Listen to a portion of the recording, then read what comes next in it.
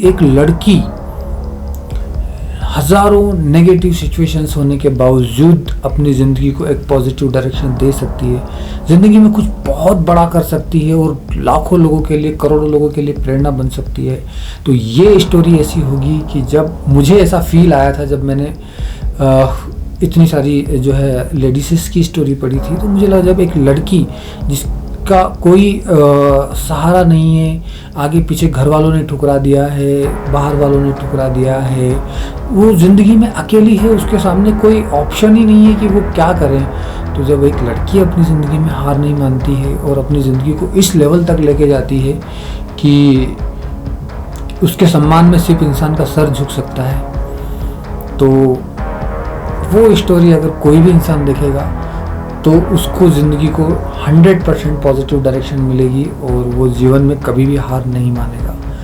तो यहाँ से जो है मुझे प्रेरणा मिली, फिर मैंने स्टोरी लिखी और जर्नी शुरू हुई राज डर का।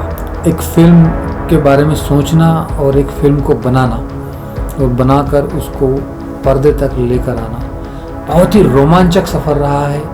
बहुत सारे उतार चढ़ाव आए हैं, बहुत कुछ हुआ है मेरी लाइफ के अंदर, बहुत कुछ मैंने सीखा है, बहुत कुछ मैंने सहा है, बहुत कुछ चैलेंजेस ज़िंदगी के अंदर आए हैं।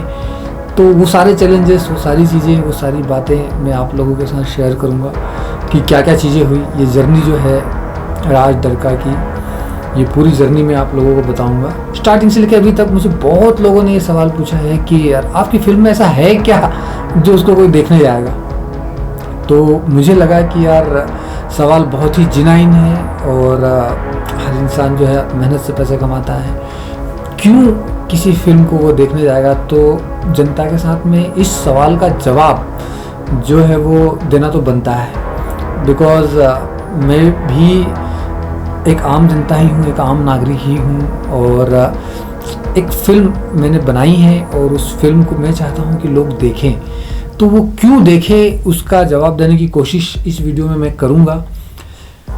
शायद जिन लोगों को लगेगा कि हाँ ये एक रियल में एक एफर्ट एक इंसान ने किया है और इसका वैल्यू है, तो डेफिनेटली वो लोग जो है इसको अप्रिशिएट करेंगे, उनका प्यार मुझे मिलेगा, फिल्म को प्यार मिलेगा।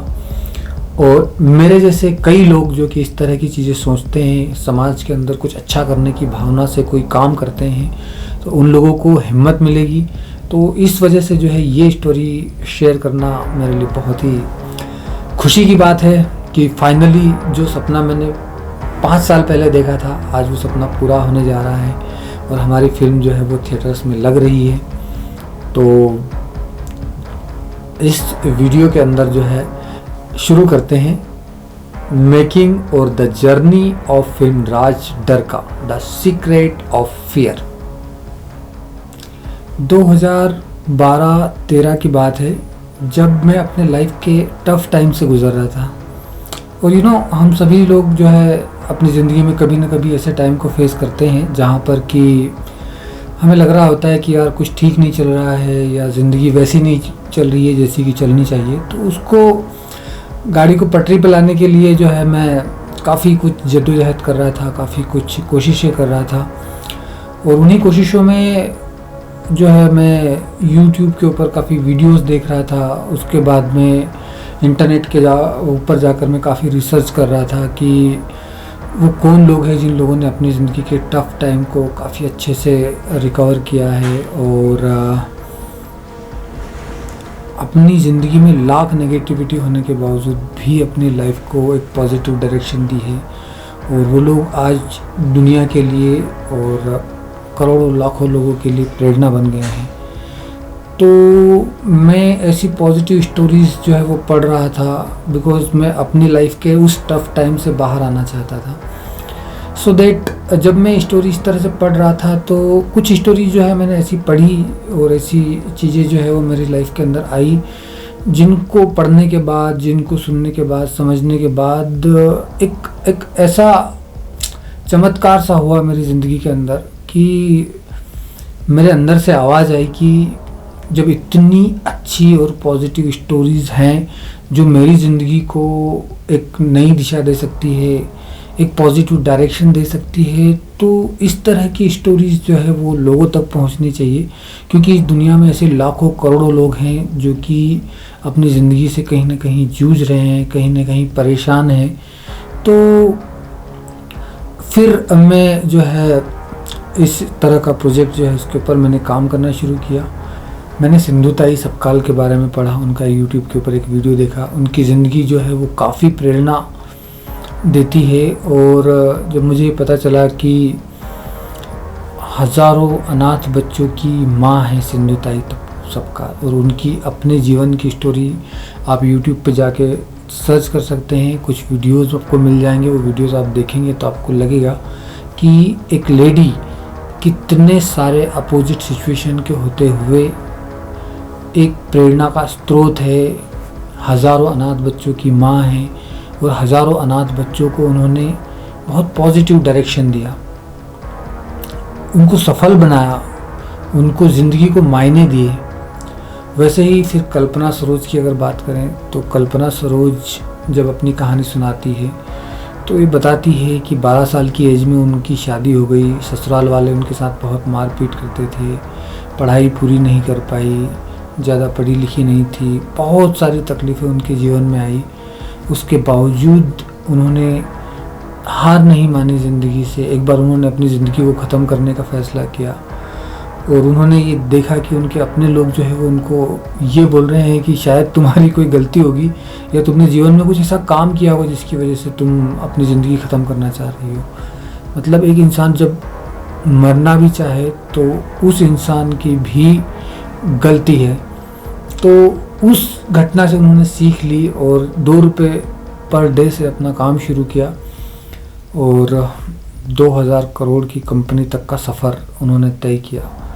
तो इस तरह की मेरे सामने बहुत सारी स्टोरीज़ जो है वो मैं दिन रात पढ़ रहा था, देख रहा था। उसके बाद में अरुणिमा सिन्हा जो कहीं जा रही थी और गुंडों ने उनको ट्रेन से नीचे फेंक दिया। उसके बाद उनका एक पैर कट गया। उसके बावजूद जब वो हॉस्पिटल में थी तो उन्होंने ये सोचा कि उनको माउंट एवरेस्ट के ऊपर चढ़ना है, माउंट एवरेस्ट उनको क्लेम करना है। इतनी सारी मोटिवेशनल स्टोरीज़ हैं जो मैंने पढ़ी तो इतना कॉन्फिडेंस आया, इतनी हिम्मत मिली कि मैंने ये जाना और समझा कि यार मेरी ज़िंदगी की जो प्रॉब्लम है ना, इन लोगों की ज़िंदगी की प्रॉब्लम के सामने तो ये मान के चलिए कि शून्य है। ऐसे कई लोग होंगे दुनिया के अंदर जिन लोगों की लाइफ में कुछ ना कुछ प्रॉब्लम चल रही होगी, जो बहुत नेगेटिविटी से गुजर रहे होंगे, काफ़ी कुछ सोच रहे होंगे अपनी ज़िंदगी के बारे में। तो इतनी सारी पॉजिटिव स्टोरीज़ हैं। और जब मैंने देखा कि एक लड़की कुछ नहीं होने के बावजूद जब अपनी ज़िंदगी को एक नई दिशा दे सकती है, एक मायने दे सकती है, कल्पना सरोज जी जो है वो 2 रुपये पर डे से अपना काम स्टार्ट करके 2000 करोड़ तक का सफ़र तय कर सकती है, लाखों हज़ारों लोगों की ज़िंदगियाँ चेंज कर सकती है, लोगों को जीने का मकसद दे सकती है। तब मेरे अंदर से अचानक एक आवाज़ आई जहाँ पर मुझे लगा कि इतनी पॉजिटिव स्टोरीज़ हैं, ये लोगों के बीच पहुंचनी चाहिए। कुछ तो मुझे ऐसा करना चाहिए जिससे कि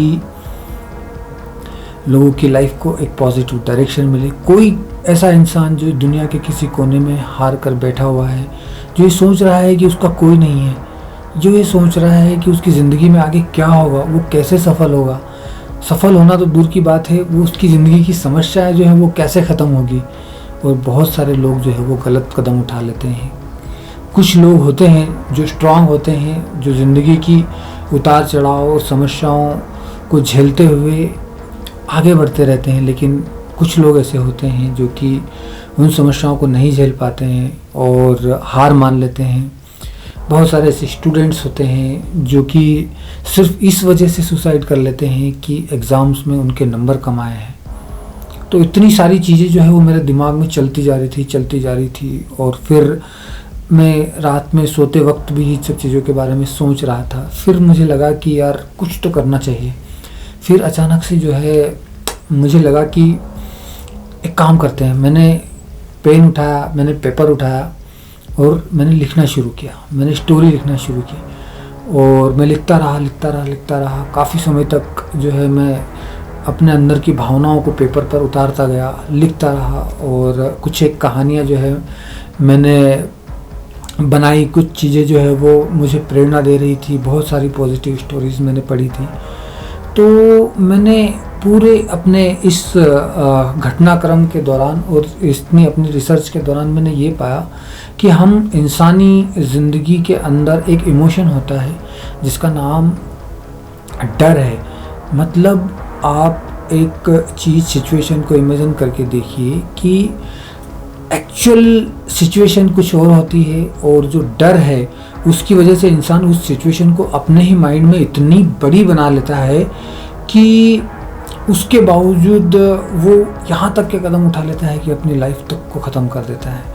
इस संसार की ऐसी कोई भी प्रॉब्लम नहीं है जिसका कोई सॉल्यूशन ना हो, और अगर भगवान प्रॉब्लम देता ही उन लोगों को है कि जो कुछ न कुछ अपनी ज़िंदगी में बड़ा करना चाहते हैं, कुछ अच्छा करना चाहते हैं, जिनकी सोच अच्छी होती है, तो जब कुछ नया करने जाएंगे, कुछ अच्छा करने जाएंगे तो समस्याएं आएंगी और समस्याओं से हार कर इंसान बैठ जाता है।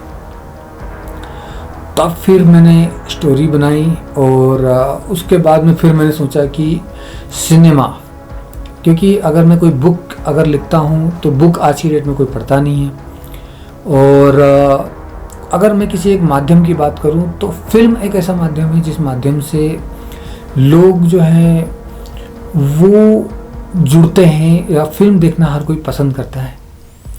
तो मैंने सोचा कि ये एक बेस्ट मीडियम है जिस मीडियम से हम एक ऐसी स्टोरी तैयार करते हैं जो कि मनोरंजन के तौर पे हो, और जो डर है, एक इमोशन है इंसान का, इस डर के इमोशन को अंडरस्टैंड करें, समझें कि एक्चुअल में इंसान की ज़िंदगी के अंदर जो डर होता है वो क्या रोल प्ले करता है। तो उस डर के इर्द गिर्द मुझे एक स्टोरी बनानी थी, और काफ़ी सारी लेडीज़ हैं जिनकी स्टोरी से मैं प्रेरित था, बहुत ज़्यादा इंस्पायर था। बात 2016 की है जब मैं अपने किसी काम से पहली बार मुंबई गया था। जब मैं मुंबई जा रहा था तो मैं अपने आईटी के किसी काम से किसी कस्टमर के लिए उनका काम करने के लिए मुंबई जा रहा था। और जब मैं मुंबई पहुंचा, वहाँ पर मैं जब उतरा ट्रेन से, मैं गया था वहाँ पर, तो एक अजीब सी फीलिंग थी मेरे अंदर जो कि मैं यहाँ पर बता नहीं सकता, बट बहुत अजीब सा एक लगाव, एक मुंबई शहर में है कुछ ऐसी बात, आई डोंट नो, मुझे नहीं पता क्या है वो। और जब मैं मुंबई उतरा तो मुझे लगा कि वाओ, मैं फाइनली सपनों के शहर मुंबई में हूँ। और जब वहाँ पर उतरा, वहाँ पर फिर मैं अपने क्लाइंट से मिलने चला गया, उनका काम किया, और वहाँ पर मुझे एक अपनापन सा लगा। मुझे ऐसा लगा कि ये है वो शहर है जहाँ पर बड़े बड़े लोग जो है ज़ीरो से हीरो बन गए, और ऐसे ऐसे लोगों की कहानियाँ हैं यहाँ पर जो कि अनगिनत कहानियाँ हैं जहाँ सफलता के रिकॉर्ड लोगों ने बनाए हैं। देश के कोने कोने से चल के वहाँ पर लोग जो है वो आते हैं। तो किस्मत से मैं किसी मेरे कस्टमर के यहाँ उनके ऑफिस में ही रुका था। वहाँ पर काफ़ी व्यवस्थाएँ थी कि मैं वहाँ रुक भी सकता था, काम भी कर सकता था, और मैं वहीं ऑफिस में सो भी सकता था। तो जो मेरे कस्टमर थे उनका कास्टिंग का ऑफिस था, मतलब वो फिल्मों के लिए, टीवी सीरियल्स के लिए कास्टिंग करते थे लोगों की। तो जब वहाँ पर मैं गया और मैं वहाँ पर रुका तो मैंने देखा कि वहाँ पर काफ़ी सारे जो यंगस्टर्स हैं, लड़के हैं, लड़कियाँ हैं और एक्टर हैं, जो आर्टिस्ट हैं, वो वहाँ पर ऑडिशन देने आते थे। और मैंने देखा वहाँ पर कि एक काम पाने के लिए लोग जो है कितना संघर्ष कर रहे हैं मुंबई के अंदर। और मैंने काफ़ी चीज़ें वहाँ पर एक्सपीरियंस की कि जो एक आर्टिस्ट के अंदर एक डर होता है, एक मतलब एक चाहत होती है काम पाने की, वो सब मैंने वहाँ पर महसूस किया। तो मुझे मतलब पता नहीं क्यों वहाँ पर ऐसा फील आया कि यार कुछ तो इन लोगों के लिए करना चाहिए। मुझे लगा कि कभी कहीं कुछ ऐसा समय आया, कुछ मतलब मैं अपने जीवन में कभी कुछ कर पाया, कुछ बन पाया, तो ऐसे लोगों के लिए कभी न कभी कुछ न कुछ ज़रूर करूँगा मैं। और मेरे बैक ऑफ द माइंड जो मेरी स्टोरी थी वो तो थी। तो फिर मैंने अपना काम वहाँ पर कंप्लीट किया और कंप्लीट करने के बाद में जो है मैं इंदौर आ गया। और अब मेरे दिमाग में जो है वो चीज़ें चलने लगी थी कि क्या करूँ क्या करूँ क्या करूँ। तो मैं इससे पहले आईटी का बिजनेस करता था, वेबसाइट डेवलपमेंट का काम करता था। तो उसमें मेरे बहुत सारे लोगों से मुझे मिलना रहता था, उनके प्रोजेक्ट समझने पड़ते थे, उनके बिजनेस आइडियाज़ को समझना पड़ता था एंड अकॉर्डिंगली उनको वेबसाइट बना के मुझे देनी थी। तो मेरे बहुत सारे कस्टमर थे, उसमें से एक कस्टमर जो मेरे थे वो उन्होंने बातचीत के दौरान मुझे कभी एक बार बताया था कि उन्होंने फ़िल्म बनाई थी कभी जो कि रिलीज़ नहीं हो पाई और उनमें उनका काफ़ी नुकसान हो गया और उन्होंने शूट किया था, पूरी फिल्म कंप्लीट कर ली थी, फिर उनके पार्टनर्स वगैरह से उनके कोई डिस्प्यूट हो गए थे। तो वो मेरे जहन में जो है वो चीज़ें चल रही थी कि जब भी आपके माइंड में कोई भी चीज़ जब चल रही होती है, जब आप ज़िंदगी में कुछ करना चाहते हो या कोई भी चीज़ आपका डायरेक्शन, तो आपका जो माइंड है वो वैसे लोगों को वैसे सिग्नल्स पकड़ने लगता है। तो मेरे दिमाग में वो चीज़ें चल रही थी। तो मुझे लगा कि यार ये मुझे फ़िल्म इंडस्ट्री के बारे में और फिल्म के बारे में बहुत ज़्यादा कुछ भी नॉलेज नहीं था, कुछ पता ही नहीं था मुझे कि फ़िल्म कैसे बनती है, कौन से कैमरा यूज़ करते, कुछ भी पता नहीं था। तो मुझे लगा कि यार ये जो मेरे कस्टमर हैं जिन्होंने मुझे बताया कि यार इन्होंने पहले फ़िल्म बना चुके हैं जो किसी कारण से रिलीज़ नहीं हो पाई, तो मैंने कहा यार ऐसे लोगों से मिलना चाहिए और समझना चाहिए कि क्या है। और फिर मेरे एक और कस्टमर थे इन बिटवीन जो कि हमारे प्रोड्यूसर भी है आज की डेट में। तो मैं जब उनकी वेबसाइट वैशाली आर्ट जो है उनके बारे में तो मैं खुल के बता सकता हूँ, अपने प्रमोद जैन जी। तो उनकी वेबसाइट जो है मैं बनाई थी वैशाली आर्ट करके। तो उस दौरान मेरी उनसे मुलाकात हुई थी और मैंने उनको, क्योंकि मेरे दिमाग में वो बैकेंड में सारी चीज़ें चल रही थी, तो मैंने अपना आइडिया उनको बताया था कि सर मैं एक दिन फ़िल्म बनाऊँगा, फ़िलहाल तो मैं ये आईटी का बिज़नेस कर रहा हूँ, पर मैं एक ऐसी फ़िल्म बनाऊँगा जो कि काफ़ी लोग जो है उनकी लाइफ को चेंज करेगी और एक बहुत ही अच्छी स्टोरी है मेरे पास में जिसके ऊपर मैं काम करना चाहता हूँ। तब फिर प्रमोद जी ने जो है अपना एक इंटरेस्ट मेरे प्रोजेक्ट में और मेरे अंदर जताया कि यार ये काम तो मैं भी बहुत दिन से करना चाह रहा हूँ, पर मैं भी जो है अपने बिजनेस में लगा हुआ हूँ, तो मेरे को मौका नहीं लग रहा है। तो बोले जब भी आप कुछ ऐसा करो तो मुझे बताना ज़रूर।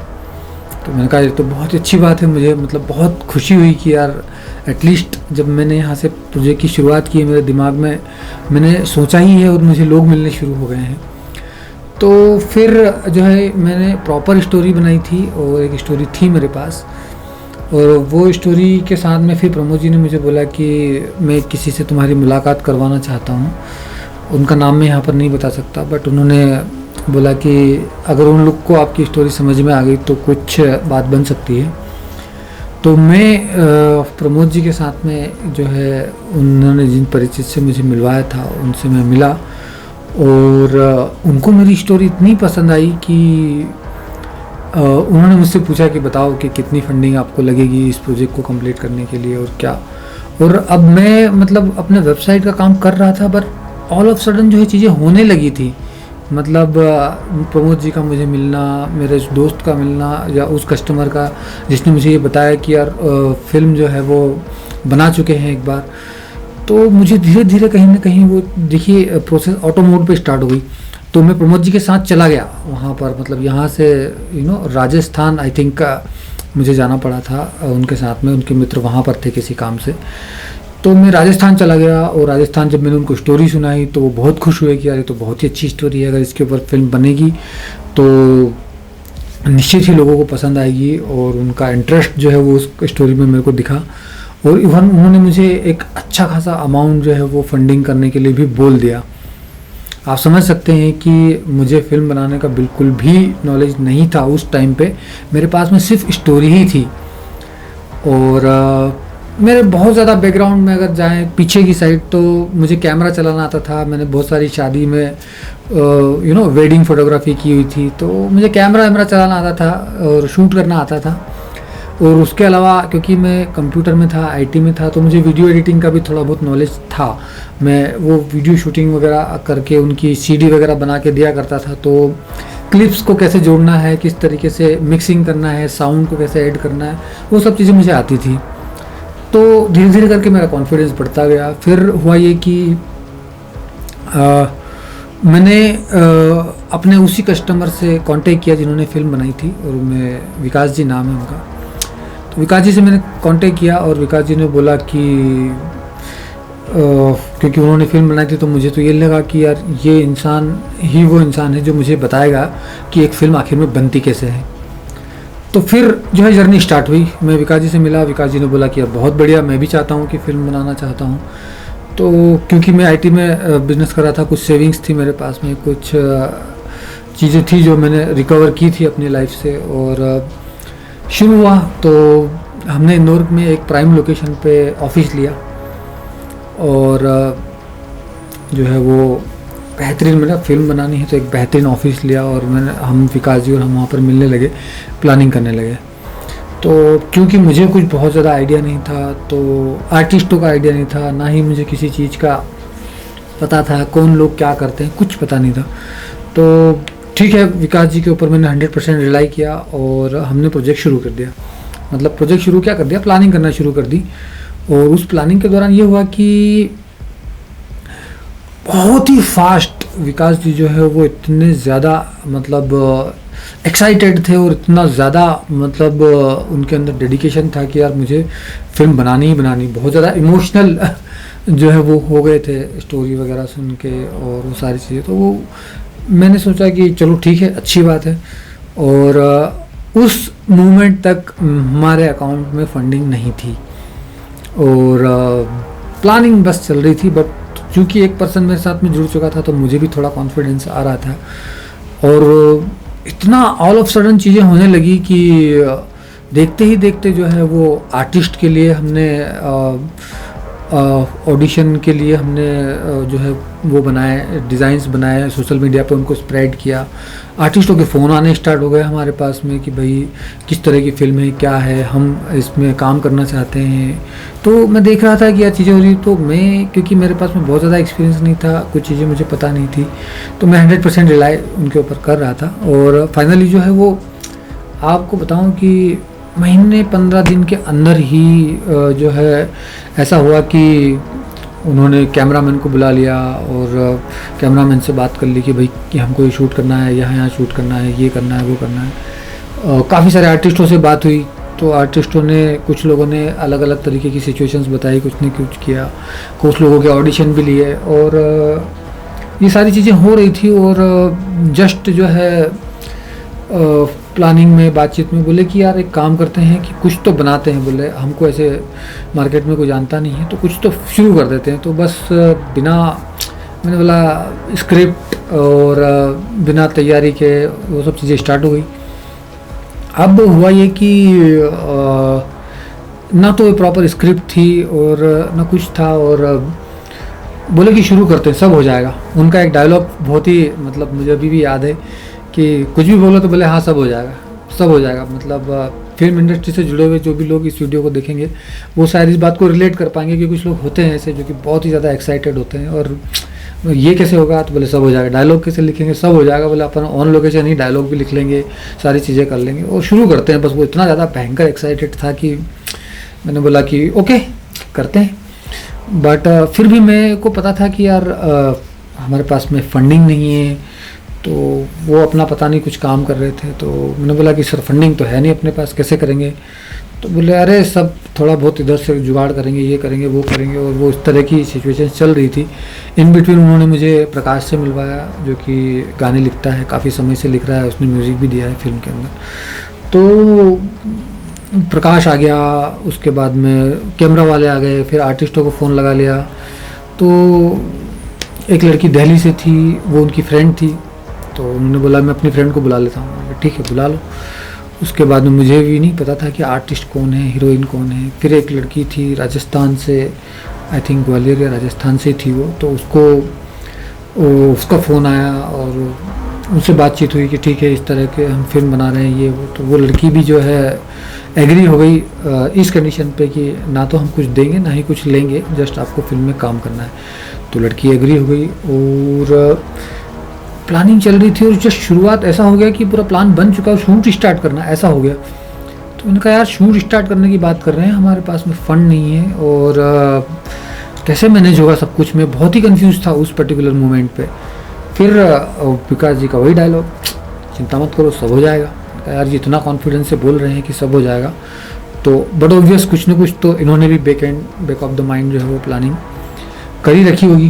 तो ठीक है, तो भाई साहब मेरे पास में कुछ थी सेविंग्स और सारी चीज़ें, तो टिकट्स बुक कर दी हमने आर्टिस्टों की, आर्टिस्ट आ गए और कैमरा वाले को बुला लिया ये वो, बट फंड का कुछ अता पता था नहीं। तो जो है लड़कियां आ गई और कहानी थी जस्ट एक छोटी सी, और कैमरा वाले को बुला लिया और हम लोग शूट के लिए निकल गए। तो समझ में तो मेरे कुछ आ नहीं रहा था कि हो क्या रहा है, बट फिर भी समहाउ मैंने पसंद पे रिलाई किया और हम लोग निकल पड़े शूट के लिए। पर मैं बहुत ही ज़्यादा अंदर से डरा हुआ था, बहुत ही ज़्यादा सहमा हुआ था कि यार ये हो क्या रहा है, मतलब कैसे मैनेज होगा, कैसे फिल्में शूट होगी, क्या होगा। ठीक है कर रहे हैं तो चलते हैं। और आप सिचुएशन और समय देखिए कि लड़कियां जो थी रात के आई थिंक 8:30-9 बजे का टाइम था, और ओंकारेश्वर में कोई उन्होंने स्पॉट आइडेंटिफाई किया कि हमारी टीम पूरी वहाँ रहेंगी और वहाँ से हम शूट करेंगे। तो रात को 9 बजे हम लोग यहाँ से बाइक पे निकले, मैं, विकास जी, उनकी फ्रेंड और एक लड़की जिसको हमने राजस्थान से बुलाया था। अभी मैं उसका नाम यहाँ पर नहीं ले सकता बिकॉज किसी की पर्सनल लाइफ जो है वो डिस्कस नहीं कर सकता मैं यहाँ पर। तो अब यहाँ से निकले और हम रात को 12 साढ़े 12 तक जो है वो उस स्पॉट पर पहुँचे जहाँ पर शूट का प्लान था। मैं था, विकास जी थे, वो दोनों लड़कियां थी, कैमरामैन थे, उनके असिस्टेंट थे, 1-2 लोग उनके साथ में थे, प्रकाश भी था साथ में, और ऐसे करके हम लोग 8-10 लोग जो है वो टीम में थे शूट करने के लिए। तो अब जब हम वहाँ पहुँच गए, फिर हमने वहाँ पर जाके जो है वो रहने का अरेंजमेंट किया, गर्ल्स के लिए अलग अरेंजमेंट किया, जितने सारे बॉयज़ थे उनके लिए अलग अरेंजमेंट किया वहाँ पर। और ये था कि नेक्स्ट डे से जो है वो शूट शुरू करने वाले हैं। अभी क्या डायलॉग होंगे, क्या स्टोरी होगी, क्या स्क्रिप्ट होगी, कुछ पता नहीं था। फिर ठीक है, अब रात को वहाँ पर गए और फिर जो है असली जो ट्रेजेडी जो है वो उसको कह सकते हैं वो स्टार्ट हुई कि मुझसे ये कहा गया कि अभी हम लोग तो जो है अब शूट में बिजी हैं, अब ये काम करेंगे, आपको फंड का अरेंजमेंट करना है। और वहाँ पर जो है मैं इतना मतलब शौक हो गया और सदमे में आ गया कि यार इतने दिन से चिल्ला रहा था कि फ़ंड नहीं है, फ़ंड नहीं है, कैसे करेंगे। और मुझे किसी पर्सन ने फ़ंड का बोला था, मैं मीटिंग कर चुका था पहले, बट जब तक मैं 100% रिलाई ना हो जाऊँ, सारी चीज़ें ओके ना हो जाए, मुझे ये कॉन्फिडेंस ना आए कि यार किसी इंसान से फ़ंड लूँगा तो मैं उसको प्रॉपर यूटिलाइज़ करूँगा, नहीं कर पाऊँगा, तो मैं कैसे शुरू कर दूं। बट उन्होंने शुरू कर दिया और वहाँ पर मुझे ये बोला कि अब आपको फ़ंड का अरेंजमेंट करना है। ओह, तो मैं रात में हम 12-1 बजे वहाँ पहुँचे थे, सारा अरेंजमेंट करते हुए हमें 1:30-2 बज गए थे। रात को 2 बजे वो लोग सब पूरे की पूरी टीम वहाँ पर थी और मैं रात को 2 बजे वहाँ से निकला और मैं वापस यहाँ पर सुबह 6 बजे पहुँचा। पूरी रात जो है मेरी ट्रेवल करते हुए बीती, मैं सुबह 6 बजे यहाँ पहुँचा और मैंने इधर उधर से फ़ंड का अरेंजमेंट करना शुरू किया। और उसमें ये हुआ कि भाई वो वहाँ शूट कर रहे हैं, मतलब मेरी स्टोरी के ऊपर मेरी फिल्म बन रही है और शूट में मैं हूँ ही नहीं। क्या डायलॉग्स होंगे, क्या शूट करेंगे, कौन हीरोइन होगी, मुझे कुछ नहीं पता है और मैं शूट कर रहा हूँ। मतलब मैं यहाँ पर आके फ़ंड के अरेंजमेंट कर रहा हूँ इधर उधर। अब इन बिटवीन मुझे ये तो यकीन हो गया था कि भाई ये काम होने वाला है नहीं। तो मैं यहाँ पर वहाँ पर फिर भी मैंने मतलब सोचा कि चलो भाई सामने वाला बोल रहा है, थोड़ा बहुत फ़ंड का अरेंजमेंट करते हैं। तो मैंने इधर उधर लोगों से बातचीत करना शुरू की, फ़ंड का अरेंजमेंट करना शुरू किया। और इन बिटवीन जो है उनका फ़ोन मेरे पास में आया कि हमारे पास में, मतलब एक ही दिन हुआ, आई थिंक एक दिन शूटिंग किया, 2 दिन किया और तीसरे दिन जो है उनका मेरे पास फ़ोन आ गया कि एक ही दिन किया, 2 दिन किया, आई डोंट नो, बट मेरे पास फ़ोन आ गया कि भाई हमारे पास तो होटल में रहने तक के पैसे नहीं है और यहाँ पर आप फ़ंड लेके जल्दी से जल्दी आइए, अदरवाइज़ जो है हम तो यहाँ पर रह ही नहीं पाएंगे, खाने पीने के अरेंजमेंट नहीं है। तो मेरा मतलब इतना ज़्यादा मुझे बुरा लगा उस वक्त कि यार जब पहले ही सारी तैयारियाँ कर लेते तो कितना अच्छा होता। तो वो सब चीज़ हुआ नहीं। फिर मुझे फील हो गया कि नहीं यार ये काम हो नहीं पाएगा। अगर मैं कुछ फ़ंड अरेंज भी करता हूँ तो वो फ़ंड भी पूरा चला जाएगा और काम नहीं होगा। तो फिर मैंने उन लोगों को बोला कि यार आप वहाँ पर हो, आप तो बोल रहे थे सब कुछ सब हो जाएगा, तो करते हैं शुरू, आप करो कुछ अरेंजमेंट। तो सिचुएशन ये आ गई कि वहाँ पर उनके पास में कुछ था ही नहीं और कुछ कर ही नहीं पा रहे थे, और मैं यहाँ पर फंस गया कि यार मैं इतना फ़ंड कहाँ से लेके आऊँगा, और जबकि चीज़ें प्री प्लान है ही नहीं, तो इस बात का क्या भरोसा है कि वो फिल्म बनेगी भी और उसका कुछ आगे भविष्य होगा भी। तो मुझे पूरा रियलाइज़ हो गया कि ये काम नहीं होने वाला है, और हमने बहुत बड़ी गलती कर दी है। मुझे ये रियलाइज़ हुआ कि हमने बहुत बड़ी गलती कर दी है, क्योंकि ऐसे किसी को बुला लेना शूट के ऊपर और हमारी पूरी प्रॉपर तैयारी ना होना, तो वो जो फीलिंग थी मेरी, वो मेरे को मतलब पहला ही अटेम्प्ट जो है वो इतना बुरी तरह से वो हो गया कि अब इंटेंशन गलत था नहीं, इंटेंशन बहुत ही कुछ अच्छा करने का था, पर समहाउ ऐसी सिचुएशंस क्रिएट हो गई। फिर मैंने उनको बोला कि आप एक काम कीजिए, शूटिंग स्टॉप कीजिए, वापस आ जाइए और यहाँ आके बात करते हैं, फंड्स अरेंज करेंगे, देन फिर स्टार्ट करेंगे। तो अब उन लोगों ने वहाँ पर जो है जिन लड़कियों को शूट करने के लिए बुलाया था उनको बोल दिया कि अभी शूट कैंसिल करना पड़ेगा, आपको वापस जो है हमें वहाँ जाना पड़ेगा। तो आप समझ सकते हैं कि किस तरह की दिमाग की सिचुएशन होगी और किस तरह का फील लड़कियों को होगा और बाकी पूरे टीम मेंबर्स को होगा कि यार कल तक तो मतलब इतनी उम्मीदें थी कि यार चलो फिल्म शूट कर रहे हैं, ये करेंगे वो करेंगे, बहुत कुछ अच्छा करेंगे, और ऑल ऑफ सडन जो है ये कहने को मिल रहा है कि भाई अभी तो वापस जाना पड़ेगा। तो सब लोगों के दिमाग ख़राब, और लड़कियां इतनी भयंकर चिढ़ गई कि जिसका कोई लिमिट नहीं है। वो लड़कियां अपने पैसे से रेंट देकर वहाँ से इंदौर आई, और इंदौर आने के बाद में उनका गुस्सा जो है वो बहुत था, और मैं भी बहुत ज़्यादा प्रॉब्लम में था। मतलब मुझे भी लग रहा था कि यार, इवन मैं आपको बताऊं कि हमारा प्रोडक्शन हाउस भी रजिस्टर्ड नहीं था।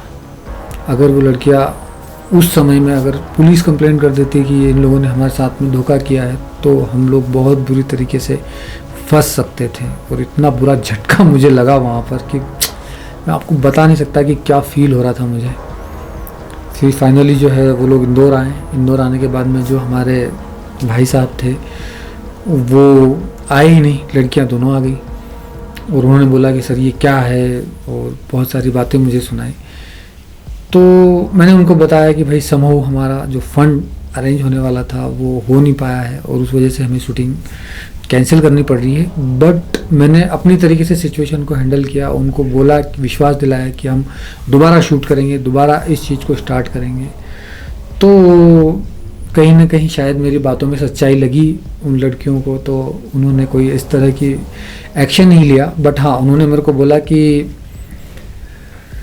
एग्रीमेंट करके देना पड़ेगा आपको कि जब भी आप इस फिल्म को शूट करेंगे तो आप हमारे साथ ही शूट करेंगे। और मैंने कहा बिल्कुल, क्योंकि मैं अपने तरफ से गलत था ही नहीं, मैंने सोचा ही था कि मुझे कुछ अच्छा करना है। बट मैं बहुत बुरी तरह से पहले ही अटेम्प्ट में पिट चुका था एक तरीके से देखा जाए तो, और मुझे समझ में आ गया था कि फिल्म मेकिंग जो है वो कितना बड़ा काम है, और ये ऐसे तो नहीं होता है। मतलब कोई भी बोल देगा कि हाँ भाई मैं कर दूंगा, और वो मेरे दिमाग के पूरे मतलब पटाखे फूट रहे थे, ब्लास्ट हो रहा था मेरा दिमाग। मैंने जैसे तैसे सिचुएशन को हैंडल किया, वापस लड़कियों को होटल में शिफ्ट किया। होटल में शिफ्ट करने के बाद में फिर मैंने ठंडे दिमाग से सोचा कि अभी क्या करना है। फिर जो है लड़कियों ने अपनी स्टोरी मुझे सुनाई कि हम लोगों को इतनी उम्मीदें थी, हम अपने बाकी चीज़ें जो है वो छोड़ के यहाँ पर आए थे इतनी उम्मीद से कि भाई हम कुछ अच्छा काम कर रहे हैं। तो मैंने उनको बोला कि देखो, मैंने किसी पे विश्वास किया है और मुझे सामने वाला बोल रहा था कि सब हो जाएगा, सब हो जाएगा।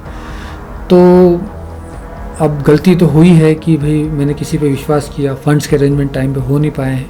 बट ये मेरा वादा है, मतलब लड़की को मैंने बोला कि जब भी ये फिल्म शूट होगी मैं 100% मैं तुम्हें इस फिल्म की हीरोइन मैंने कहा प्रॉमिस है ये कि तुम ही रहोगी, ये प्रॉमिस है। बाकी सारे जो है आर्टिस्ट कोई भी रहे, बट हीरोइन तुम रहोगी। तो बोले नहीं ऐसे नहीं, आप बोल रहे हैं, आप एग्रीमेंट करके दो। तो बाकायदा मैंने उसको एग्रीमेंट करके दिया कि ये फिल्म जब भी शुरू होगी, जब भी शूट करेंगे तो हीरोइन तुम ही रहोगी। एग्रीमेंट करके दिया। काफ़ी मतलब बुरी एक सिचुएशन, उस दौर से गुजरना पड़ा। फिर सोना तो मेरे नसीब में मतलब था ही नहीं, क्योंकि वो लड़कियां होटल में थी, अब उनको मुझे उनके वापस घर पे भेजना था। फिर रात को 3 बजे 4 बजे मैं रेलवे स्टेशन गया, वहाँ से टिकट का पता किया, उनके स्थान का टिकट लिया तत्काल में। फिर एक लड़की को जो है ट्रेन में बिठाया, टीसी से बाकायदा कोऑर्डिनेट किया कि इनको कोई प्रॉब्लम नहीं होनी चाहिए, उनको कुछ पेमेंट दिया जितना भी मैं दे सकता था, और उनको फाइनली उनके घर भेजा। उसके बाद में फिर दूसरी लड़की जो है उसकी दूसरे दिन जो है शाम को मतलब बस में उनको बिठाया, और मैं आपको बता नहीं सकता कि मतलब लिटरली मेरी आंखों में आंसू थे कि यार ये क्या हो गया है, और मैं क्या इंटेंशन लेके चीज़ें कर रहा था, और क्या सिचुएशन मुझे देखनी पड़ रही है। बट ठीक है, उस दिन मैं रोया काफ़ी अकेले में, और बोला कि यार चाहे कुछ हो, मैंने अपने आप को हिम्मत दिलाई कि ठीक है कोई बात नहीं, फर्स्ट अटेम्प्ट फेल हुआ है, कोई दिक्कत नहीं है, सिचुएशन मैंने संभाल ली थी। और उसके बाद वो ऑफिस जो हमने लिया था वो 25,000 रुपीज़ पर मंथ पे रेंट पे था, और वो ऑफिस था हमारे सरदार जी का, लकी सिंह जी का। और वो समझ रहे थे मेरे अंदर की फीलिंग्स को, भावनाओं को, उन्होंने सारी चीज़ें देखी थी, उनको ये पता था कि यार ये लड़का कुछ तो करेगा। तो फिर मैंने जो है सारी सिचुएशन हैंडल की, और उस इन बिटवीन जो है वो मैं फिर से कर्जे में आ गया कि यार ये क्या हो गया। फिर मैंने आने वाले समय तक अब फिर मैंने ठान लिया था कि अब मुझे हर चीज़ सीखनी है प्रॉपर तरीके से, और समझनी है एक्चुअल फिल्म मेकिंग क्या है। और वहाँ से जो है मेरी जर्नी स्टार्ट हुई लर्निंग की। फिर मैंने पूरा रिसर्च करना स्टार्ट किया, सीखना शुरू किया। तब मुझे पता चला कि फिल्म मेकिंग जो है वो 4 जो है चरण में होती है। पहला चरण प्री प्रोडक्शन होता है, उसके बाद में प्रोडक्शन होता है, उसके बाद पोस्ट प्रोडक्शन होता है, देन फिर मार्केटिंग होती है, और उसके बाद जो है फिल्म थिएटर तक पहुंचती है, डिस्ट्रीब्यूशन किस माध्यम से पहुंचती है।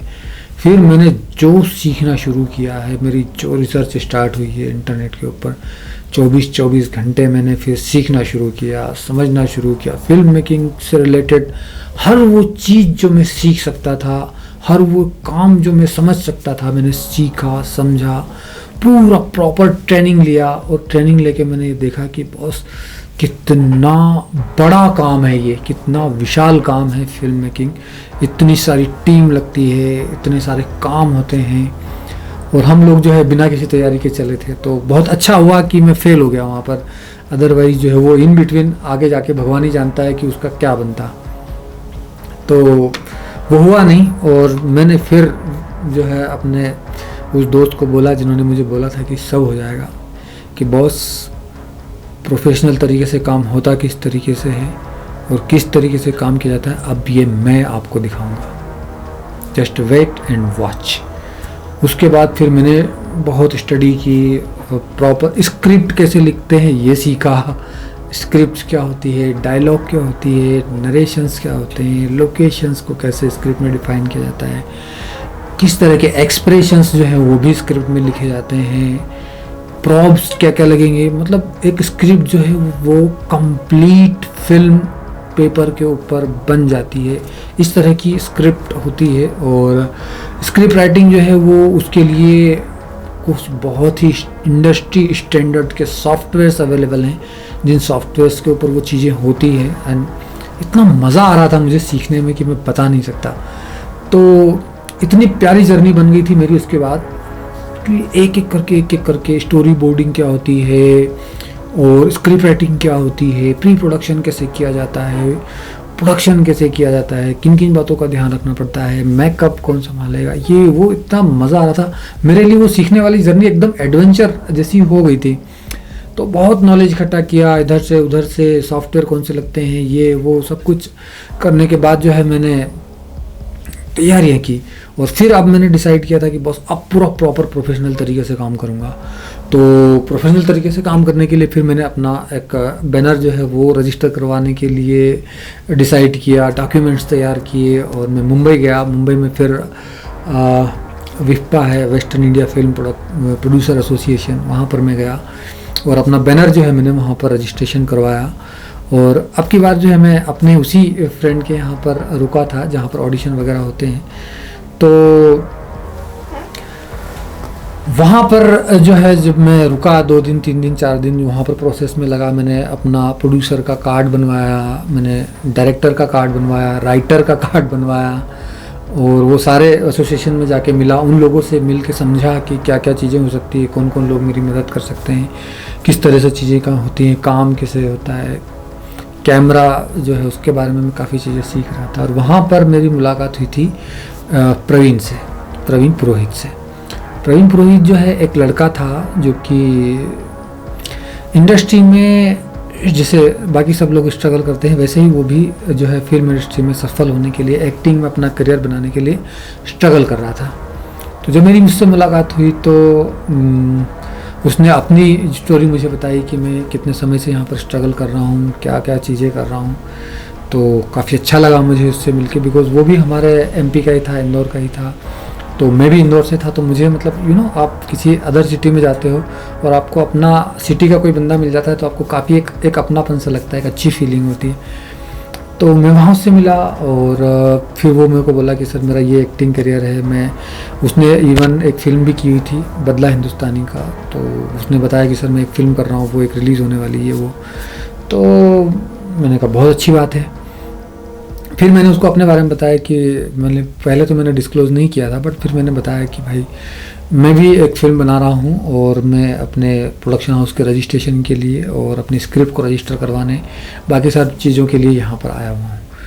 तो इस तरीके से काफ़ी साथ में मैं 1-2 दिन रहा वहाँ पर प्रवीण के, और एक दोस्ती टाइप हो गई थी, एक अच्छा बॉन्ड हो गया था। फिर मैं अपने काम से वापस आ गया इधर अपने इंदौर, मतलब वो सब करके मेरा जो काम था वो रजिस्ट्रेशन वगैरह का वो कंप्लीट हो गया। फिर मैं इंदौर आ गया।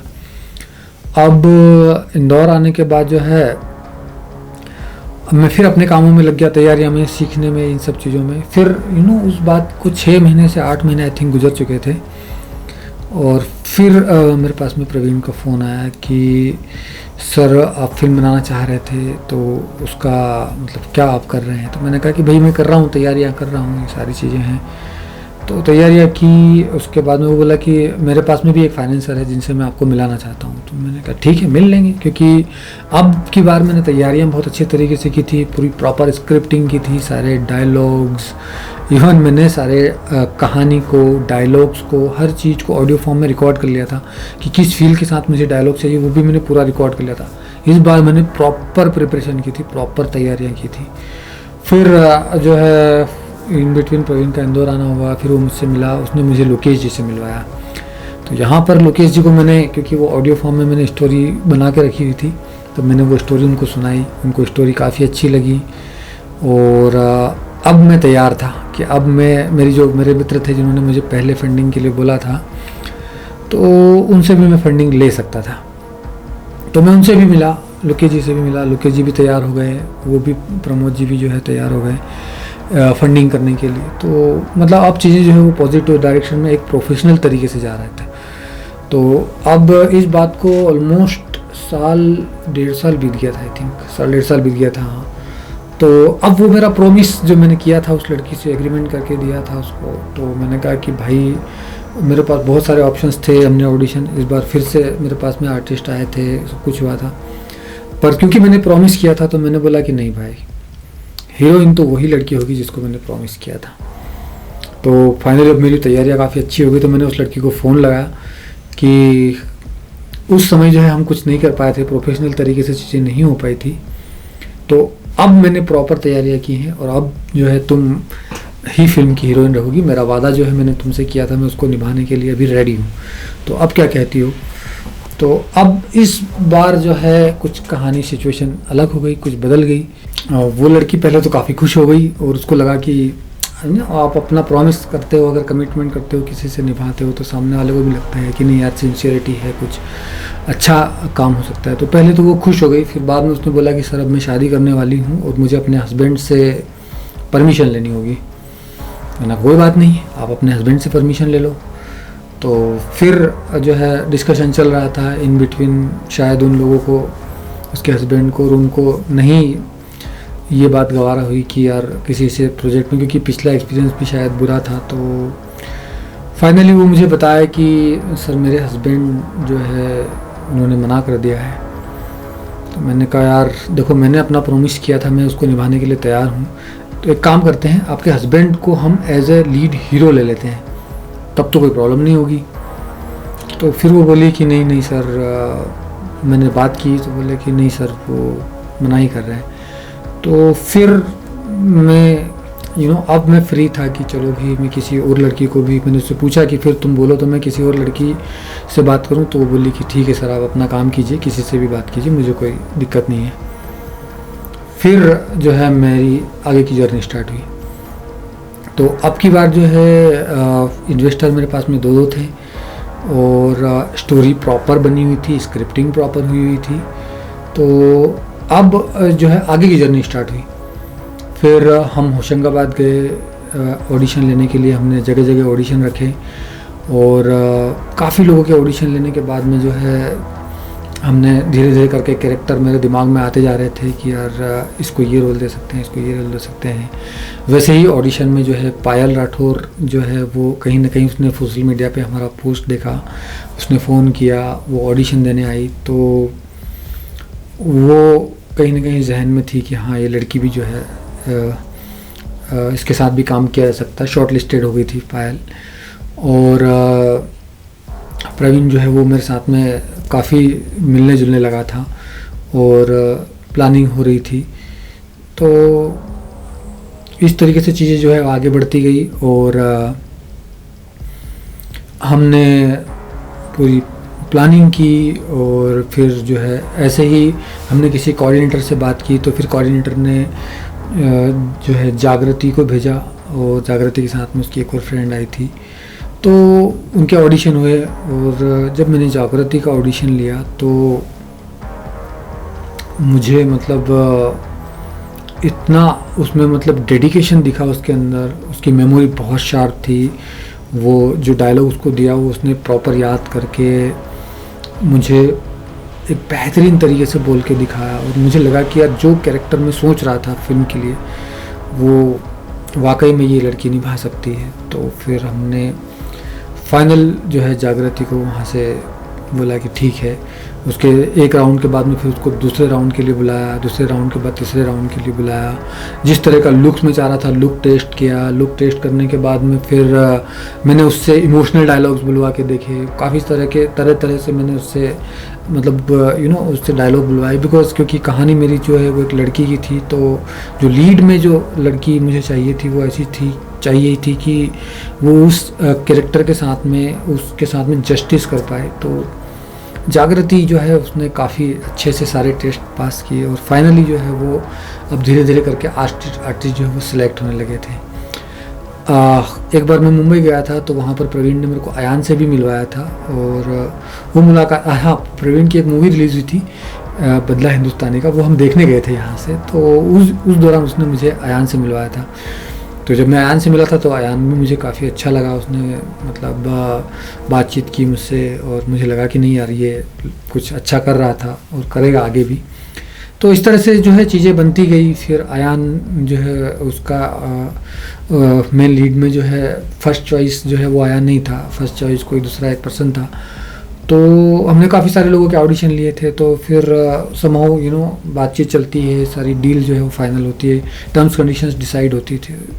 तो बाकी सब चीज़ें जो है वो फाइनली जो है अयान को हमने शॉर्टलिस्ट किया।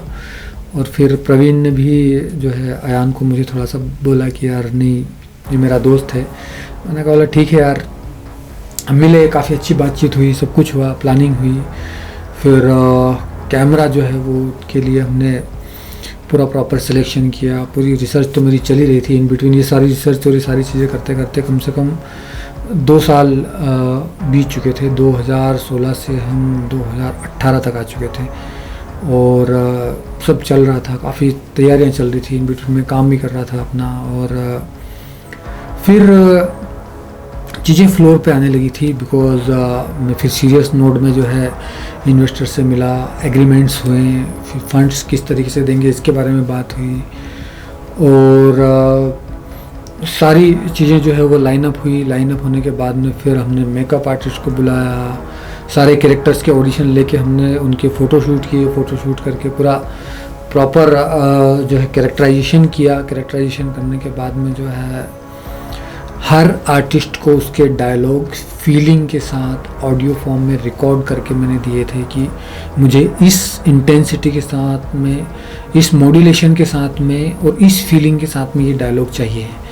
तो पूरी फिल्म जो है वो हमने एक पूरे ट्रैक पे हमने ऑडियो फॉर्म में डायलॉग के साथ में तैयार कर ली थी और उन्होंने सबको अपने अपने डायलॉग दिए। स्क्रिप्ट में उनको सबके अपने अपने डायलॉग दिए। लोकेशंस देखने के लिए हम लोग गए, काफ़ी जगह पे हमने लोकेशंस देखी, सिलेक्ट की और सारी तैयारियां करने के बाद में जो है हमने फाइनली शूट जो है हमने शुरू किया।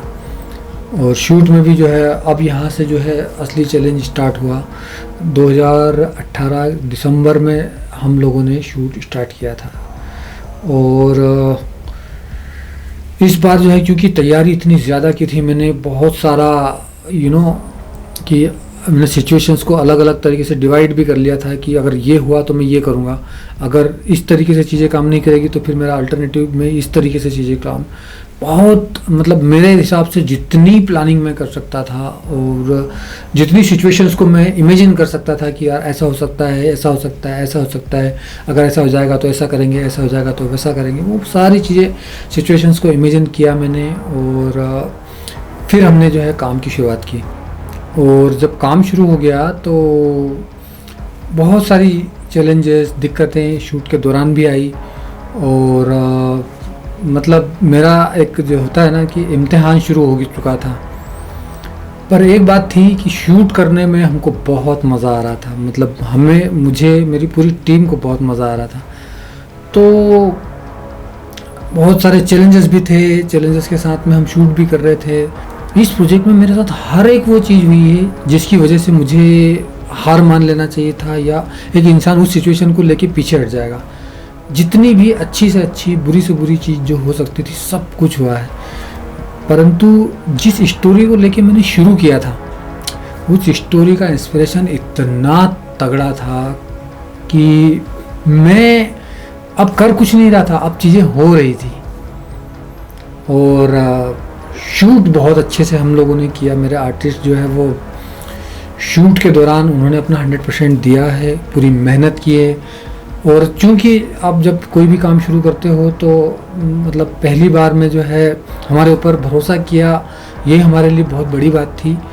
और हमने उस भरोसे में, उस लिमिटेड रिसोर्सेज में हमें अपना बेस्ट देना था, हमें अपना 100% जो है देख के, होता है ना कि अपने आप को साबित करके दिखाना था। तो मतलब जब आप पहला कोई काम शुरू करते हो तो आपको फैसिलिटी भी उतनी ज़्यादा नहीं मिलती, ना ही आपके सिचुएशन आपके फेवर में होती है, सब कुछ अपोजिट था।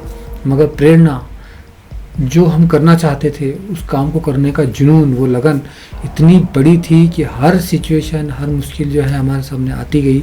इन बिटवीन हमारे समूह कुछ ऐसा हुआ कि फंडिंग जो है वो एक सोर्स से हमारी रुक गई, तो हमारे सामने और भी चैलेंजेस आए, उन चैलेंजेस को भी हमने ओवरकम किया। बहुत तरह के उतार चढ़ाव आए, सारे उतार चढ़ाव से गुजरते हुए मेरे काफ़ी टीम मेंबर्स को तकलीफ़ें भी हुई और बहुत मुझे भी दुख होता था कि यार इन लोगों को तकलीफ़ें हो रही थी। कई बार पेमेंट को लेके जो है उन लोगों को समय पे नहीं मिला, बहुत सारे लोगों को। बट हाँ, दिया जिसका जितना जितना था, हर इंसान को उसका पेमेंट हमने दिया और काम को नहीं रुकने दिया। अब मैंने नहीं रुकने दिया कि कोई ऐसी देवी शक्ति थी जो इस काम को रुकने नहीं दे रही थी।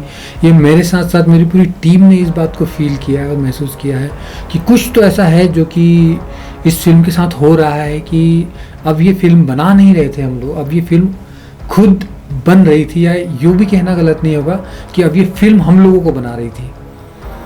और क्या मतलब एक डिवाइन एक्सपीरियंस रहा है इस फिल्म को शूट करने का। बहुत सारे मतलब इम्तिहान से मुझे गुजरना पड़ा है, और कदम कदम पर, मतलब ऐसा नहीं है कि एक इम्तिहान कि भाई ठीक है आपने एक इम्तिहान पास कर लिया और अब आप ये कर सकते हो, ऐसा नहीं था।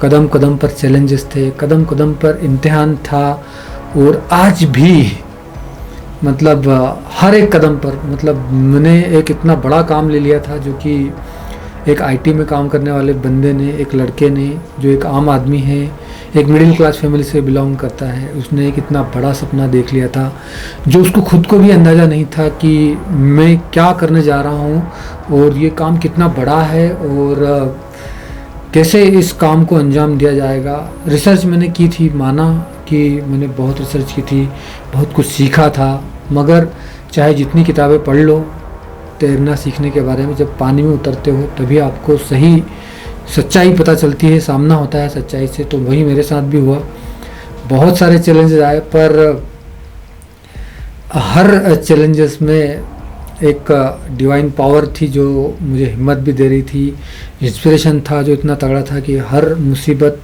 होने के बावजूद हम रुके नहीं और काम हम करते रहे और हमने फाइनली फिल्म को जो है ऑलमोस्ट सारा काम डन किया।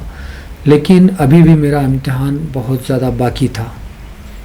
2020 मार्च में जब हम तैयार थे कि अब जस्ट हम कुछ समय का इंतज़ार था और कुछ समय के इंतज़ार के बाद हम फिल्म को रिलीज़ करने तक की भी प्लानिंग करने की इसलिए सोच रहे थे। बहुत जल्द हमारा काम होने वाला था और आप सभी लोगों को पता है कि 2020 मार्च में कोरोना आ गया।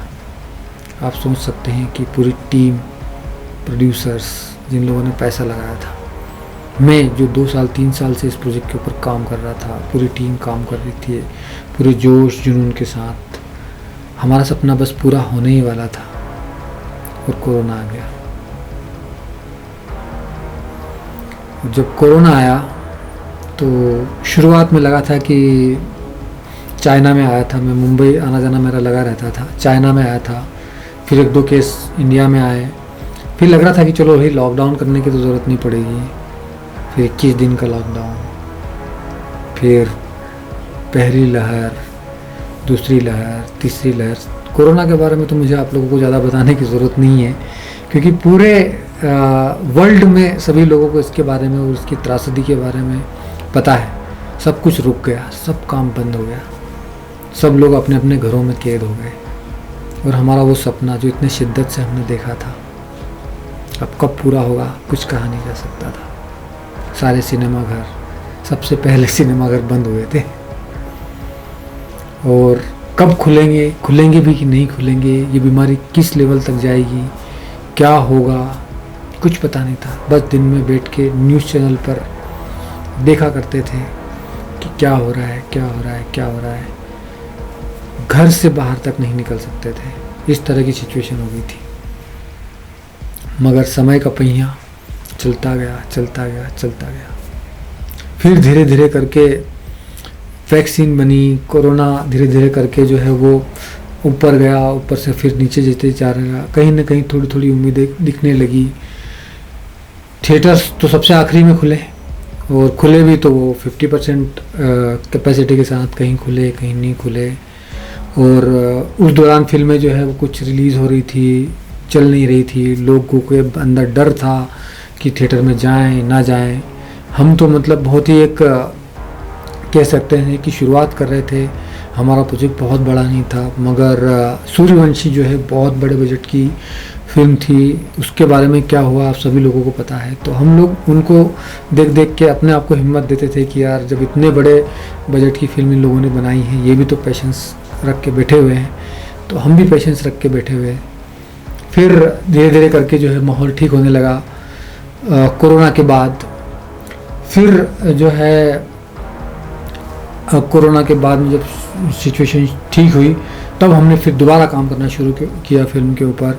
हमने फिल्म को कंप्लीट करने के बाद में मतलब सैकड़ों लोगों को हमने फिल्म दिखाई, उनका रिव्यू लिया, और रिव्यू लेने के बाद में हमें बहुत सारी चीज़ें थी जो हमको VFX के लेवल पे करेक्ट करनी थी वो हमने VFX के लेवल पे करेक्ट की। हमने फीडबैक लिया मार्केट में लोगों का, फील्ड के लोगों का फीडबैक लिया, आम लोगों का फीडबैक लिया, कैसी लग रही है फिल्म, क्या है, और वो सारी चीज़ें करने के बाद में फिर हमने जो ज़रूरी VFX के चेंजेस थे वो VFX में हमने किए। बहुत ज़्यादा मतलब आप कह सकते हैं कि पोस्ट कोरोना जो है हमने फिल्म के ऊपर दोबारा काम किया और पूरी की पूरी फिल्म हमने नए सिरे से स्टार्टिंग से लेके एंड तक जो है उस पर काम किया और उसको एक बेहतरीन जो जितना हम बेस्ट कर सकते थे हमारे लिमिटेड रिसोर्सेज के ज़रिए, तो उतना हमने फिल्म को बेस्ट अपनी तरफ से किया।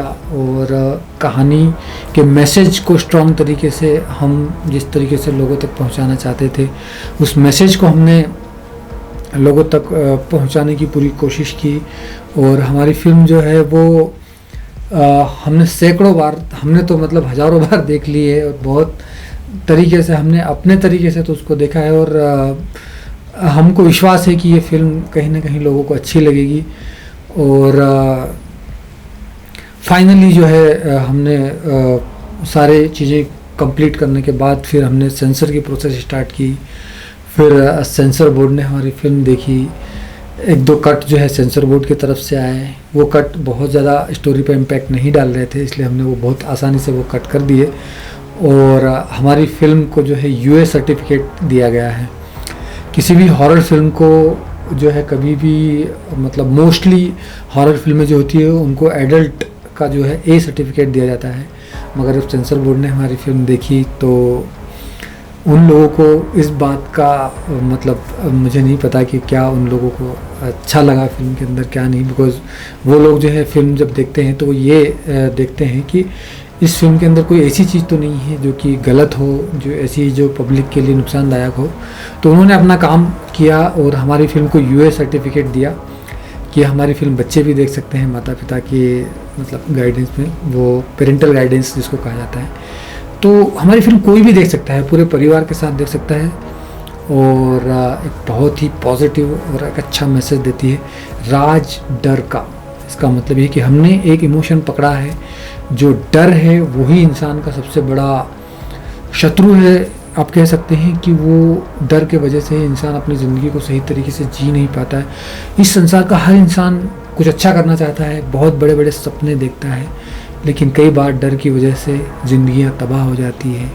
वो डर ही वो इमोशन है जिसको अगर इंसान सही तरीके से समझे और उसको समझ के ये अपने ज़िंदगी में डिसीजन ले पाए कि डर जो है वो उसके फ़ायदे के लिए है या उसके नुकसान के लिए, या जिस चीज़ से वो डर रहा है वो चीज़ असल में उसको डरना भी चाहिए या नहीं डरना चाहिए।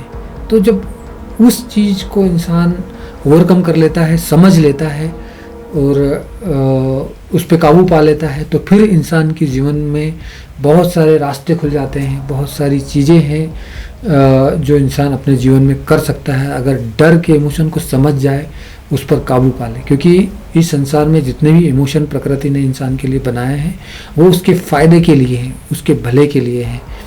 तो डर जो है वो भी उनमें से एक इमोशन है और इस तरह के इमोशंस को अगर इंसान समझ सकता है, हमारी फिल्म देख के अगर किसी इंसान को अगर अपनी ज़िंदगी में एक पॉजिटिव रिएक्शन मिलती है तो हमें बहुत खुशी होगी। और यहाँ पर इस वीडियो में मैं आप सभी लोगों को ये बोलता हूँ कि टेक्निकल ग्राउंड पे अगर आप हमारी फिल्म को देखेंगे तो हो सकता है कि आपको कुछ मिस्टेक, कुछ गलतियाँ नज़र आ जाएं, मगर कंसेप्चुअल लेवल पे हमने चीज़ों को काफ़ी ध्यान रखा है, काफ़ी एक अच्छी फिल्म बनाने की कोशिश की है। एंटरटेनमेंट के माध्यम से एक अच्छा संदेश जो है वो हम देना चाहते हैं। तो वो आपको कैसी लगी फिल्म ज़रूर आप देखना, देख के मुझे बताना हमारी पूरी टीम ने किस लेवल पे मतलब इस फिल्म को तैयार किया है, कितनी शिद्दत से सब लोगों ने काम किया है। सभी को कुछ ना कुछ तकलीफ़ें हुई हैं और हमारी टीम मेंबर्स को भी, तो उसके बावजूद भी लाख मुसीबतें झेलने के बाद पूरी टीम ने अपना 100% एफ़र्ट दिया है। और बहुत ज़्यादा दिक्कतें, तकलीफ़ें तो जो है वो हम यहाँ पर डिस्कस नहीं करना चाहते, क्योंकि हम यहाँ पर फाइनली सबसे ज़्यादा खुशी की बात है, बहुत अच्छी बात है कि एक आम आदमी, एक मिडिल क्लास फैमिली का लड़का जिसने जाने अनजाने में एक सपना देखा कि एक अच्छे इंटेंशन के साथ में किसी चीज़ की शुरुआत की, और आप सभी लोग यहाँ पर देख सकते हैं कि किस तरीके से प्रकृति जो है उसने सपोर्ट किया, सभी लोगों ने सपोर्ट किया, और एक अच्छी फिल्म बन के तैयार हो गई है। और वो अब फाइनली उसकी रिलीज डेट जो है वो भी कंफर्म हो गई है, 14 अक्टूबर। और फिल्म आप लोगों के बीच में आ रही है। हम लोगों को बहुत खुशी है कि फाइनली वो सपना जो 5 साल पहले देखा गया था, जिसकी एक बहुत लॉन्ग जर्नी जो है वो है, जिसमें कुछ बहुत उतार है, चढ़ाव है, बहुत चीज़ें हैं जिसके बारे में फिर कभी जो है वो हम डिस्कस कर सकते हैं, या मैं बताऊंगा कभी मौका लगा तो। पर फाइनली हमारी फिल्म तैयार हो गई है, और ये फिल्म कहानी है डर के ऊपर जीत हासिल करने की। ये फिल्म कहानी है उस जुनून की। ये फिल्म कहानी है उस आम आदमी की, और ये फिल्म कहानी है उस हर इंसान के लिए जो ज़िंदगी के अंदर सपने देखता है, कुछ अच्छा करना चाहता है, जो डर के मारे अपनी चीज़ों को कर नहीं सकता है, या डर के मारे वो डर के कारण ही अपनी ज़िंदगी में हमेशा घुट घुट के जीता है, या कभी कुछ अपनी ज़िंदगी को खुल के नहीं जी पाता है। तो शायद हमारी ये फिल्म उसकी ज़िंदगी को एक पॉजिटिव डायरेक्शन देगी, और हिम्मत करेगा इंसान कि डर हमेशा वैसा नहीं होता जैसे हम अपने दिमाग में सोचते हैं। डर का रूप कुछ अलग भी हो सकता है। कई बार ज़िंदगी में कुछ ऐसी चीज़ें भी हो सकती हैं कि हम सिर्फ अपने इमेजिनरी फियर और इमेजिनरी डर के कारण जो है वो अपनी ज़िंदगी में बहुत सारे ऐसे काम जो हम कर सकते हैं वो नहीं करते हैं। तो ये है हमारी फिल्म की मेकिंग, उसकी जर्नी, कि किस तरीके से ये फिल्म बनी है और किस तरीके से तैयार हुई है। इस फिल्म से जुड़ा हुआ हर एक कलाकार, हर चीज़ जिसने मुझे कहीं ना कहीं सपोर्ट किया है, ऑन कैमरा, ऑफ कैमरा, तहे दिल से सभी का शुक्रगुजार हूँ। और शुक्रगुजार हूँ प्रकृति का, भगवान का, नेचर का, कि जिसने आज मुझे यहाँ तक इस मुकाम पर लाकर बिठाया है कि मैं ये वीडियो जो है बना रहा हूँ, आप लोगों को एक कहानी सुना रहा हूँ कि किस तरीके से ये फिल्म कंप्लीट हुई है, किस तरीके से इसकी जर्नी रही है। तो एक जोश की, जुनून की, एक किस तरीके से एक सपना देखा जाता है, और जब आप पूरे शिद्दत से, पूरे मन से कोई सपना देखते हैं और किसी चीज़ को पाने का अगर पूरे मन से आप इरादा बनाते हैं, तो फिर पूरी कायनात किस तरीके से आपको सपोर्ट करती है, किस तरीके से कोई देवी शक्ति, कोई डिवाइन पावर आपके साथ जुड़ जाती है और आपका सपना साकार होता है। ये कहानी है उस जर्नी की। तो उम्मीद है कि ये चीज़ आपको वो रीज़न कहीं ना कहीं मिला होगा कि जिस वजह से आपको ये फिल्म देखनी चाहिए। बिकॉज़ हर कोई मतलब के दिमाग में ये सवाल होता है कि भाई ऐसा क्या है आपकी फिल्म में जो हम इस फिल्म को देखें। तो उस सवाल का जवाब यहाँ पर मैं देने की कोशिश कर रहा हूँ कि क्या है इस फिल्म के अंदर, किस तरीके से ये फिल्म शुरू हुई थी, किस तरीके से इसकी जर्नी रही है, और किस तरीके से ये फिल्म आज कंप्लीट होकर पब्लिक के सामने, दर्शकों के सामने, जनता जनार्दन के सामने, जनता जनार्दन होती है, भगवान का रूप होती है। तो आज भगवान ने ही ये फिल्म जो है यहाँ तक कंप्लीट करवाई है, और आज जनता के सामने हम इस फिल्म को समक्ष प्रस्तुत करने जा रहे हैं, और जनता ही इस चीज़ का फैसला करेगी कि इस फिल्म को कहाँ तक लेके जाना है और क्या करना है। तो आप सभी का दिल से बहुत बहुत धन्यवाद, और ये जर्नी देखने के लिए, फिल्म देखने के लिए आप सभी का बहुत बहुत शुक्रिया। 14 तारीख अक्टूबर को ये फिल्म रिलीज़ हो रही है, और आगे पीछे हम पूरे देश में हर हिस्से में इस फिल्म को लेके जाएंगे। जहाँ जहाँ जैसी जैसी सिचुएशन बनती जाएगी हम इस फिल्म को रिलीज़ करेंगे। हम चाहेंगे कि ये जो जर्नी है, जिस जुनून, जिस तरीके से इस फिल्म को हमने बनाया है, जिस डेडिकेशन के साथ में, जिस तरीके से ये फिल्म कंप्लीट होकर यहाँ तक आई है, चाहेंगे कि हर इंसान इस फिल्म को देखे और कहीं ना कहीं उसकी ज़िंदगी में अगर कुछ वो देख के हमें, हमारी मेहनत को अप्रिशिएट करेगा, उसको ज़िंदगी में कुछ पॉजिटिव डायरेक्शन मिलेगा, कुछ सीखने के लिए मिलेगा एंटरटेनमेंट के साथ में, तो हम लोगों को बहुत खुशी होगी, मुझे बहुत खुशी होगी। क्योंकि मैं इस फिल्म को इसलिए नहीं बनाया है कि मैं फ़िल्म बनाना चाहता था, मैं बहुत बड़ा डायरेक्टर बनना चाहता था या प्रोड्यूसर बनना चाहता था। ऐसा मेरे दिमाग में कुछ नहीं था। मैंने यहाँ पर आपको इस वीडियो के अंदर मेरी पूरी जर्नी जो है वो खोल के पूरी दिखा दी है कि कैसे इस फिल्म की शुरुआत हुई है। मैं एक डायरेक्टर, एक प्रोड्यूसर नहीं हूँ जिसने ये फ़िल्म बनाई है। ये फ़िल्म है जिसने मुझे एक डायरेक्टर बनाया है।